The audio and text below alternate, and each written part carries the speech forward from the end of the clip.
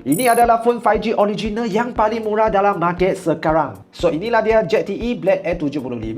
Harga asal dia 699, tapi sekarang kalau dapat voucher boleh dapat harga bawah 500. Kita tengok kotak dia dulu. Akan dapat 4/4GB RAM, 128GB storage, 6.6 inci HD Plus display dan 120Hz refresh rate. Bateri dia 5000 mAh.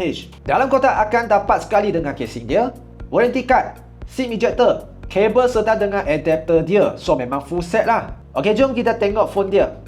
Design yang cantik dan special. Design kamera bulat-bulat dekat tengah sini dan ada warna merah-merah dan flashlight dia dekat sini. Design on body dia sky mirror glass, tapi boleh nampak juga ada shining-shining dekat dalam tu. Tepi-tepi dia warna silver, so overall nampak dia jadi lebih premium. Tengok dalam pula, screen dia besar 6.6 inci. Tengok gambar, tengok movie, semua warna pun sangat sharp. Support 120Hz refresh rate, memang smooth lah, tak kira untuk kita buat kerja ataupun gaming. Saya pun sudah testing untuk main game, memang ok saja dan memang padan dengan harga dia.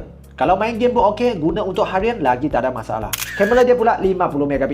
Kamera dia jelas dan terang. Even selfie pun cukup jelas. Memang best lah, dengan harga ini sangat berbaloi. So balik kepada point dia, phone ini dia support 5G dan dia support NFC. Memanglah terpaling murah dalam market sekarang. Kalau order sekarang akan dapat full set sekali dengan kotak dia dan 18 bulan warranty. Kalau yang berminat cepat tekan dalam beg kuning, cek harga yang berapa korang dapat. Cuba komen di ruang komen.